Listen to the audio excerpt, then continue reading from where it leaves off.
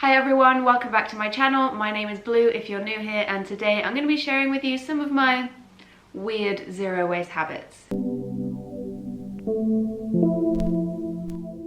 Zero waste living can look really aesthetically pleasing, especially online when we're drinking out of our old jam jars and we've got our travel cutlery set that's really cute. But I know that some of us have got some freaky habits when it comes to living zero waste that we wouldn't really want anybody else seeing, but we do in the name of living with less waste anyway. So today I'm going to be exposing mine. I'm going to be sharing some of my weirder zero waste habits, and I also took to Instagram and asked you what yours are, and I've got some questionable responses which I will be sharing at the end of this video, so stick around to the end because I will be reacting to your odd tips as well. Some of them are really useful and practical, others are just downright questionable.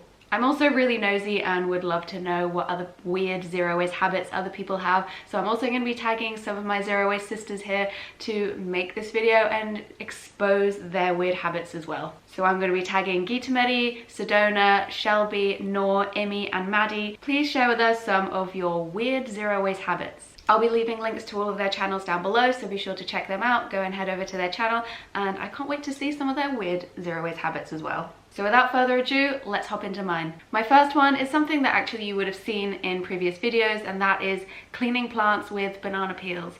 This is really weird, and I just know if anyone was watching me do this, they would think, what on earth is she doing? She's reached a whole new level of weird. But it works really, really well. My plants like it, and it means that I don't have to waste time or money getting special cleaning products or anything like that. But what I haven't shared with you is also with banana peels, I clean myself with them.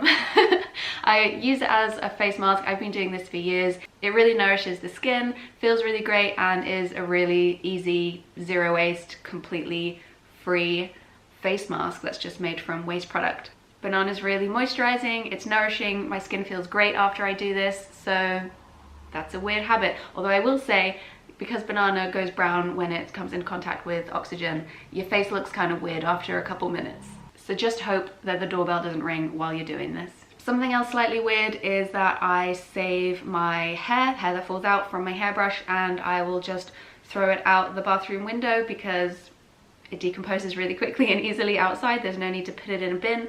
I can just throw it outside.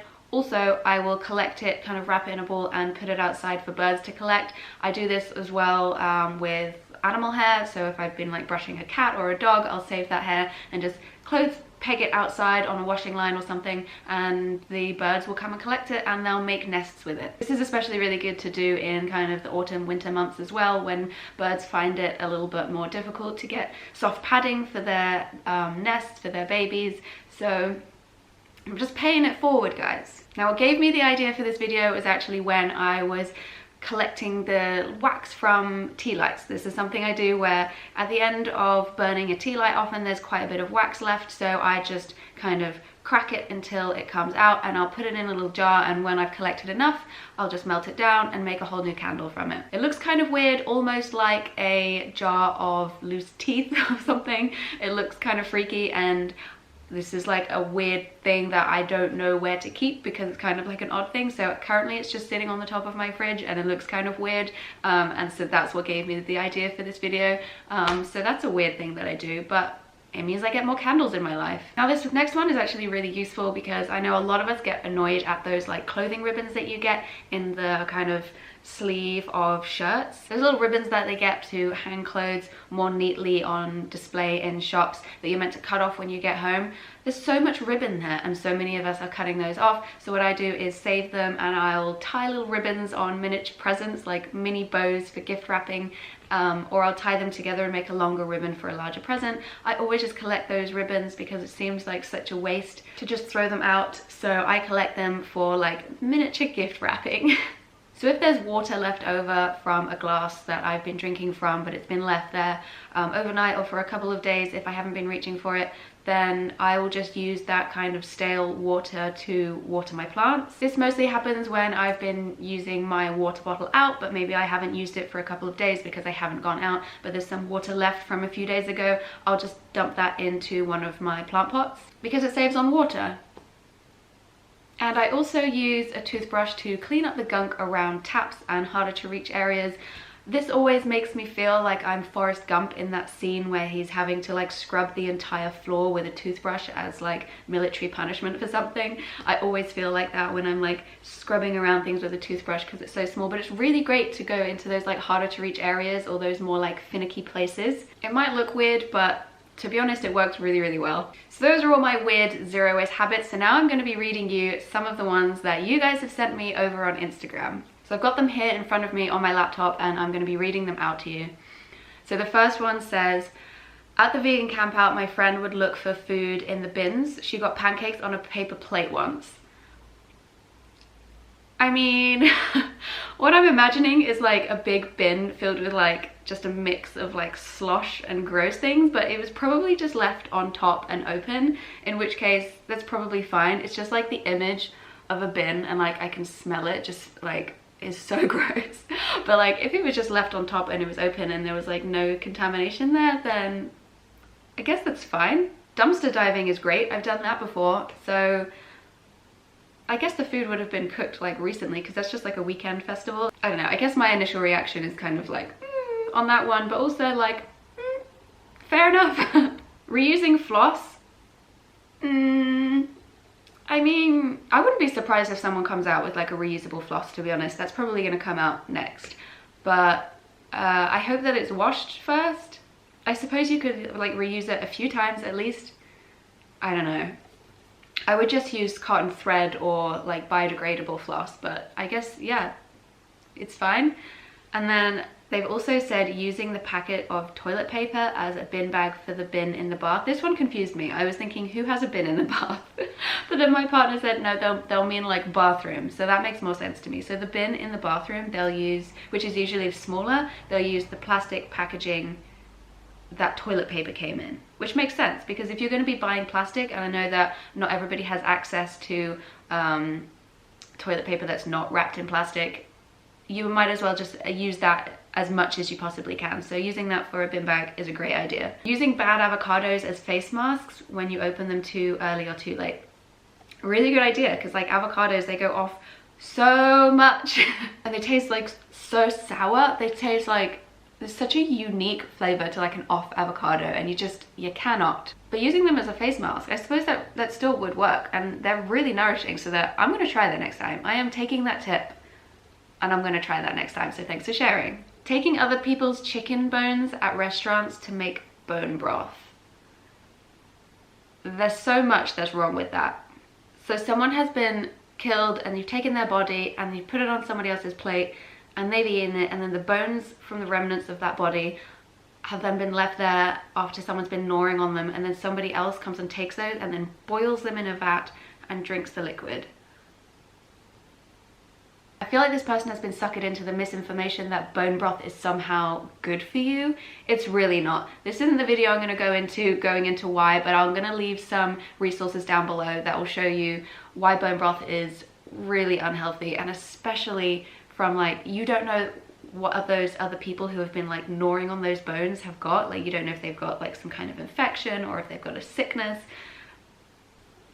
And drinking the liquid from boiling those bones, just no, I'm sorry, I cannot get behind this one. This one is nasty. Eating apples whole, core included. I mean, I've heard of weirder things. I've heard people eat like kiwis, like the fuzzy like English kiwis, and orange peels, which just sounds really bitter to me. Eating an apple core, I mean, sure, why not? You might just get an apple tree growing out of your tummy is all. Some people have told me that using a bar of soap for my dishes is gross. Not gross, kind of weird, unless you're using those bars of soap that's just like Castile soap, then that's really good and you can use that for your dishes. A soap that's like scented and made for your body or your hands or something is like a little bit weird, and maybe, I don't know how well that would work, might leave like a weird film on your items, but if it's just Castile soap, totally fine. Put clothes in the freezer. I'm gonna need more context here. Why are you putting your clothes in the freezer?